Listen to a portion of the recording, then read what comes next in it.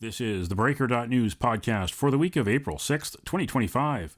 I'm Bob Mackin, publisher of theBreaker.news and host of the theBreaker.news podcast. Welcome to edition number 390. The Breaker is your source for news, opinion, and analysis about British Columbia issues, institutions, and influencers. Later, I'll tell you how you can support The Breaker. On this edition, headlines from the Pacific Rim and the Pacific Northwest. I award a virtual Nanaimo bar to a difference maker. And on the Big Deal feature, Canada has fallen on a world anti-corruption ranking, and Canada is behind China and Russia in real estate secrecy and anti-money laundering practices. This week's guest on the podcast says voters deserve better from whoever forms government after the April 28th election. The Executive Director of Transparency International Canada, Trevor Loke, is my guest right after this.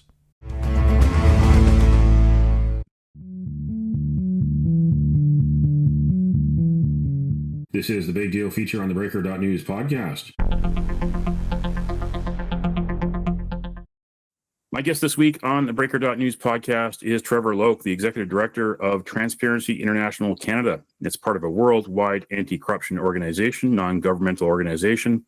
You might recognize Trevor. He's a former park board commissioner here in Vancouver, was in office from 2011 to 2014 with the Vision Vancouver Party, the youngest elected official in Vancouver history at the time, age 22. Now, Trevor, first of all, before we get into the important stuff, did you miss politics? Do you miss the park board? You know, with the way that tribalism is today, I mean, it was funny, back in the day on the park board, the party politics then was pretty tribal, and I think it's gotten a lot worse in the 11 years, since I've been involved in elected politics. So no, I don't miss it, and I actually think that politicians, those willing to put their name forward today, are actually very brave for doing so, given the environment that we're in. It's one of the local issues here is that Vancouver has an elected park board, and the mayor of Vancouver, Ken Sim, wants to abolish it. He ran on a platform to actually improve the park board after saying he wanted to get rid of it. But then a year later, he announced that he wants to abolish the elected park board. So take away the citizens' right to vote on who represents them. What are your thoughts on this, putting your Transparency International hat on? Well, it's a very interesting question. I mean, ultimately, as you know, cities are the creatures of the province, and so they are bound by legislation like the Charter, and Vancouver is very unique instance. And so it's really up to the province, actually, in terms of how the governance ultimately is decided. And so Ken Sim did not put in his platform that he was going to abolish the park board. This is something he came up with afterwards. So I think there's a question of legitimacy around how anyone could move this forward when there's not been a vote. There's been no real decision. There's no transition plan in terms of what would happen here. So kind of making it up as you go along is not a good political path forward if I'm giving political advice today. So I would, if I were the province, I would be asking what legitimacy there was to be able to make a decision that big in the governance of the largest city in the province. Before people hear this podcast, there was a by-election in Vancouver for 2 city council seats, and it could have been an opportunity to put this question to the people, because it's the people that ultimately own the park board and pay for the park board. Now, speaking of elections, we're in the middle of a federal election. This one was called snap election, called less than 2 months after the final report of the Hogue Commission on Foreign Interference. And that report contained recommendations to combat foreign interference in Canada's politics and governance, by China, Russia, India, Iran, and others. Yet we saw during the end of the first week of this campaign that this issue came back with a vengeance. Paul Chang, Liberal candidate in one of the Toronto area ridings, there was a recording of him in a meeting in January in which he suggested that a Conservative opponent, Joe Tay, be turned into the Chinese consulate in Toronto for a bounty. He is wanted by the Chinese government, and there's a $1 million reward on his head. So they want, if you guys want to pick him up and take him to the Chinese consulate, you make $1 million. I'm just joking, but there is a arrest warrant out for him from the government of China, and there is a reward for him. But apart from that, I can't say more than that.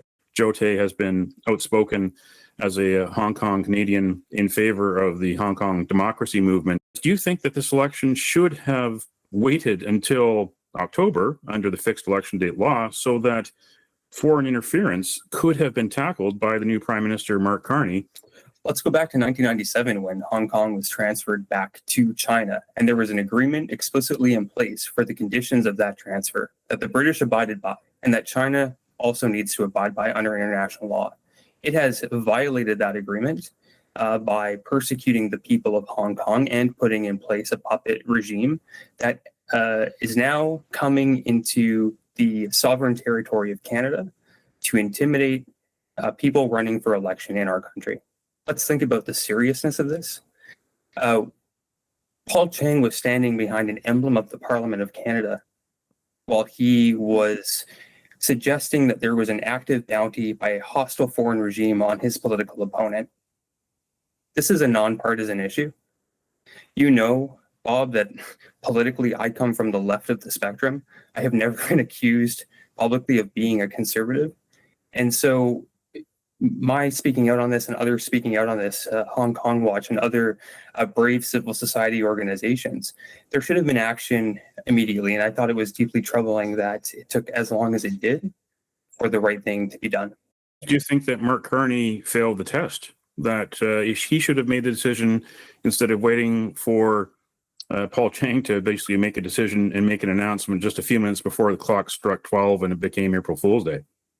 Look, ultimately, this is not, we're in the middle of an election, and I'm not going to comment on anything further other than to say that when there was an instance of foreign interference that was this black and white, I thought it was deeply troubling for this election campaign, for it to be hanging in limbo for as long as it was, and for people that I have deep respect for to be completely silent on an issue of national security that was this significant was troubling. Now, some of the important work that Transparency International has done globally as well as here in Canada, I want you to talk about that. The recent Corruption Perception Index, the annual barometer of public sector corruption in the world, it saw Canada slide to 15th place, the worst showing ever. I mean, 15th place isn't bad if you're looking at 180 countries, but some of those 180 countries are just awful, and Canada always wants to do better. Canada was tied with Germany, but behind Uruguay. I think Canada would love to be behind Uruguay in soccer worldwide, but Uruguay is not exactly a shining example of governance itself. It's had problems over the years. Even Germany being tied with Canada at 15th isn't good for Germany, especially if you look further up the list and you see Australia and New Zealand doing a better job. This also happens while the United States under Donald Trump is backtracking on so many anti-corruption measures. In terms of the results this year, yes, you're right. This is Canada's worst showing on record. The index has been coming out for almost 30 years now. When we first started the index, Canada was in 6th place. It's now dropped to 15th over a period of time. But really, since 2012, we've been measuring the trend going down. And so what we've seen is some forward progress, and I do want to give credit to the Liberal government in terms of their support for beneficial ownership transparency. One of the greatest steps forward we could have made as a country was bringing forward beneficial ownership transparency so that we know who's behind the ownership of numbered companies ultimately in this country and who's benefiting from the assets that are being collected through these companies. Now, of course, there's a glaring loophole in the fact that most of the registrations are through the provinces, and so we are encouraging others to do as BC, to its credit, has done, bringing forward these registries at the provincial level. Quebec has one in place. We've seen some progress from the government of Ontario in terms of announcing that they want to bring this forward. So we'll see what the province does there. But certainly we want all of the provinces to have beneficial ownership transparency so that we don't have, outliers where, corrupt actors can park their assets in numbered companies and we have no idea who actually owns them or who benefits from them. So let's say that there is some good things happening. I think the foreign agent registry is timely in terms of coming forward. Now, of course, it's not fully online. We need to be able to see what's happening and whether the law can actually be applied. Perhaps these cases of foreign interference that we're talking about could be instances by which we can see whether this law has the teeth that we hope that it does, ultimately to be able to get criminal convictions for people who are interfering in democratic Canadian elections. So some positive steps. Now, ultimately, what we're seeing, though, is a huge increase in the dirty money that's flowing through this country. Estimates of up to $113 billion funds this year. This represents approximately 5% of our total GDP. This is a highly problematic problem, and the concentration of which in two of our largest cities, Vancouver and Toronto especially, that are bearing the brunt of where these financial transactions are taking place. So we need to see more action. One of the things that we are calling for is stronger legislation in terms of actually establishing a Canadian financial crimes agency with investigative and prosecutorial powers separate from the RCMP, so that it can actually launch its own investigations and see them through a court process without needing to hand off to another agency. I think that's extremely important. It also needs to be well resourced so that it has the capacity to do what the RCMP cannot do today, or what CSIS cannot do today, simply because they don't have the resources and we don't have the agents and experts that are trained to be able to do this. And so we need an agency that is specialized in this area to be able to come in to monitor, investigate, and prosecute. That is one of the most important things we can do in terms of a dirty money perspective. There's a lot there that I can get into in terms of what are the other priorities, but ultimately what we try to focus on in terms of our strategy 2030 that we've laid out is, number one, let's stop the flow of dirty money. I've talked about some ways we can do that. Whistleblower legislation would also be a huge step forward in being able to unlock any of these strategic pillars. The second is driving integrity in the business sector. We've seen ultimately a number of Canadian companies being called out, most recently TD Bank by the United States government in terms of its money laundering practices. We want to help Canadian businesses do the right thing. We think it's in the economic interest of this country that they're doing the right thing and for their own bottom line. And so we want to help businesses get on board with doing that and hammering out corruption that's happening internally that they sometimes don't know how to deal with. And so turning a blind eye becomes easy. Let's give them the tools to actually get something done about that. The third area is protecting public assets. We saw the Greenbelt scandal in Ontario as one example of when people are trying to privately benefit from the sale of what's supposed to belong to all of us. And so we want to make sure that there's good oversight when asset sales are happening. If crown corporations are going to be privatized, let's make sure that if they're going to go through that process, returns go to the public, not to individual pockets, as we've seen so many times in the past. And of course, the issue that we spoke about earlier, foreign interference, is directly related to our fourth pillar. This is a new one for us, which is driving integrity in politics. And this has to do with foreign interference in our democracy, as well as election interference and dirty money that floods into our system. We certainly want to make sure that we continue the laws that we have in place around political disclosure, that there are financial limits, that corporations and unions and special interests cannot donate to candidates or political parties. This is extremely important to maintain. Now, Transparency International has another recent report that's making some waves, the Opacity in Real Estate Ownership Index. And the big headline there, the biggest surprise, Canada ranks behind China and Russia in real estate ownership opacity and anti-money laundering practices. You did make reference earlier to the British Columbia Land Ownership Transparency Registry, which was one of the good steps that the BC government under the NDP has made in recent years, among the very few that they've made. In the report, it says that rules still allow lawyers in Canada to keep suspected money laundering confidential. Certainly the 2015 Supreme Court decision in favor of the Law Societies of Canada was, devastating in terms of our ability to hold people accountable because they could hide behind solicitor-client privilege. And the lawyers can say that they don't need to disclose. Now, of course, the Law Society's argument is that they can self-regulate. Well, it's been 10 years, and I have a number of friends and are members of law societies in many instances, and I know that they're fighting the good fight to make sure that they hold up their end of the bargain. But from our end, we're wondering whether that's actually taking place, and I think the onus is on them to be able to prove that is taking place. So that's one aspect. I think the ability for now, money to flow through our economy so easily is being and using real estate assets as a way to move those funds, as well as the casinos, as well as the drugs that are coming in to our system. I mean, there's been a lot of attention to the fact that Canada has not acted maybe as swiftly as some other countries that have been able to deal with this. And of course, this is an international problem, but it is getting exponentially worse for Canadians. And we are now finding ourselves more and more in the middle of being a country that is on its way to becoming, in another Jamaica or Luxembourg or Switzerland, where people can park offshore assets and seemingly not have to deal with the consequences. Now, Transparency International was a part of the Cullen Commission, was one of the interveners in the Cullen Commission that ran here in British Columbia, the public inquiry into money laundering, which issued its final report in June of 2022. It's been almost 3 years, and the key recommendation still has not been activated and may never be activated, but the key recommendation was quite important. Commissioner Cullen said that the BC government should hire an anti-money laundering commissioner and set up an office, an organization. Why do you think that there's the reluctance to actually set this up here in British Columbia? And is this just another case of British Columbia losing the battle by not having someone to be the captain to spearhead this?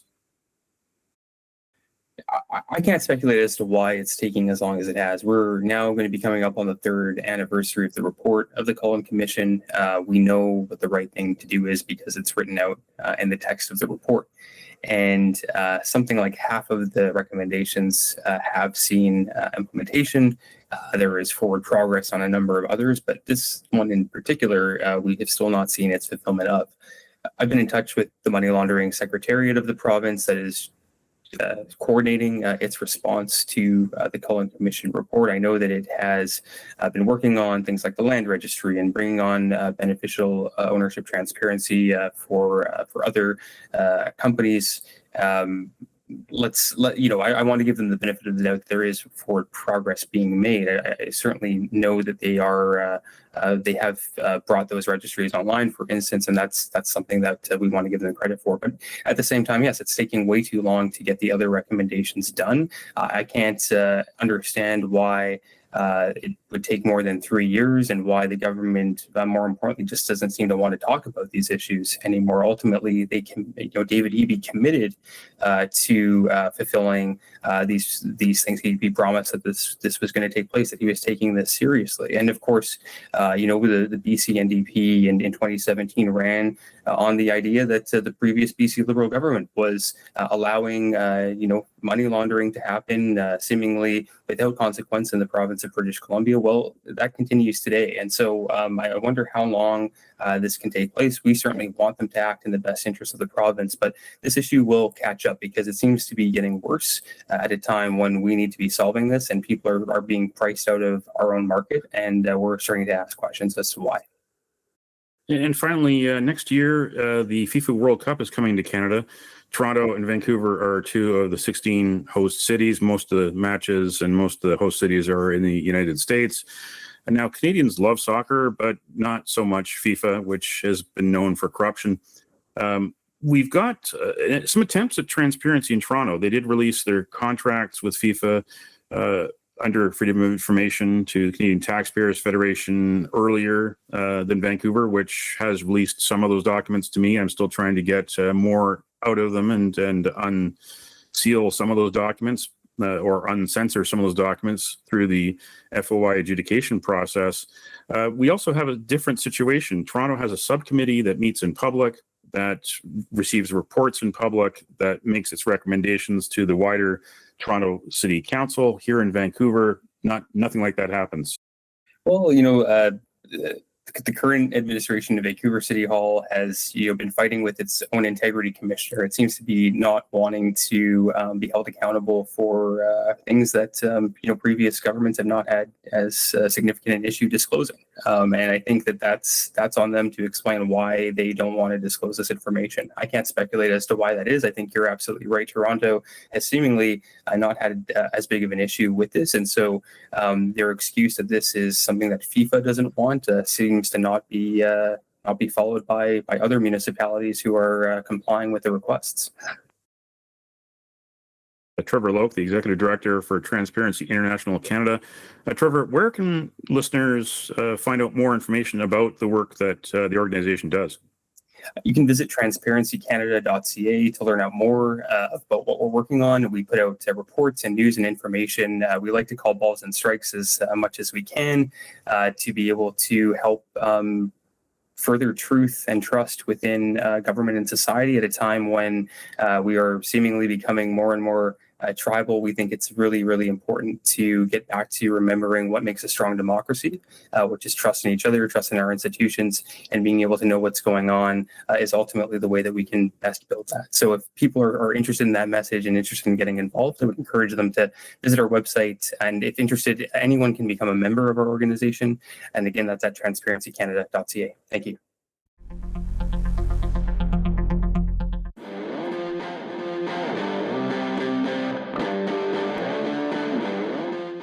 It's time on the Breaker.news podcast for Around the Rim. We look at news headlines around the Pacific Rim. In focus, Taiwan.tw. China's drills around Taiwan aimed at testing U.S. response, say scholars.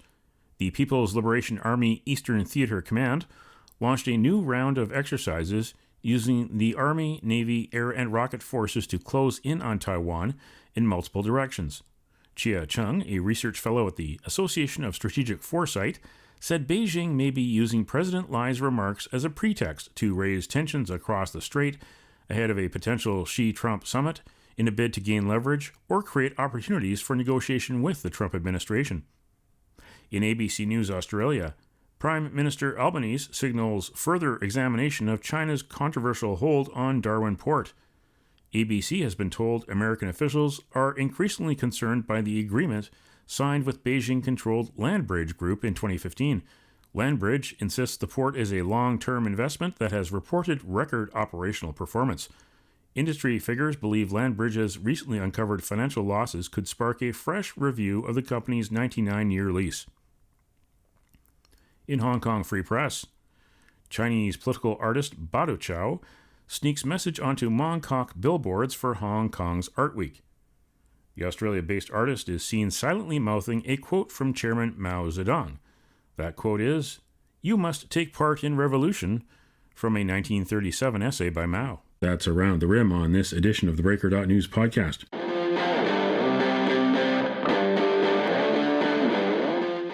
it's time on the Breaker.news podcast for Cascadia Calling. We look at news headlines around the Pacific Northwest. In Willamette Week, are Oregon's top Democrats more interested in housing the poor or helping their campaign donors? Critics say Governor Tina Kotek is placing economic interests of trade union allies ahead of the state's greatest need, more housing. Recent studies in Oregon and California show that requiring affordable housing projects to pay prevailing wage added 9% to 13% to the cost per unit. It's often more in rural areas such as Astoria, say developers. In Washington State Standard, Washington sues RFK Jr. over public health cuts. Washington was among 23 states that sued the Trump administration over the cancellation of $12 billion in federal funding to address infectious diseases, substance abuse, and mental illness, including about $160 million for Washington. The lawsuit comes on the heels of the abrupt termination last week of grants related to disease tracking, vaccination efforts, and other work that officials said could cost thousands of jobs in public health departments nationwide. And check out theBreaker.news and bobmackin.substack.com for the stories behind these headlines. Closer ties with China, says Carney liberal who suggested conservative be handed over to Chinese officials. And exclusive, Video shows arrest of BC man accused of carjacking in Richmond and crashing through U.S. border. Read the stories behind the headlines. Go to theBreaker.news and bobmackin.substack.com. That's Cascadia calling on this edition of the Breaker.news podcast. Don't matter what color you are, 'cause love will conquer hate, so you won't stand alone, you won't stand alone.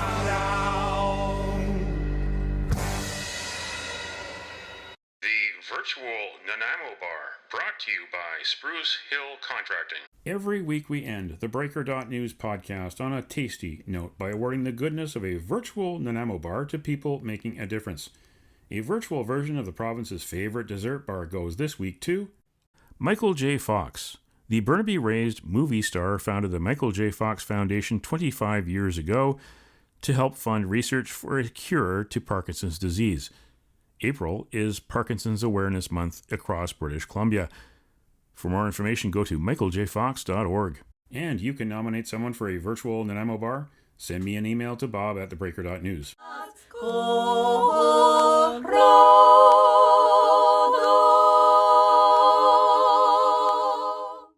That's it for the Breaker.news podcast for the week of April 6th, 2025.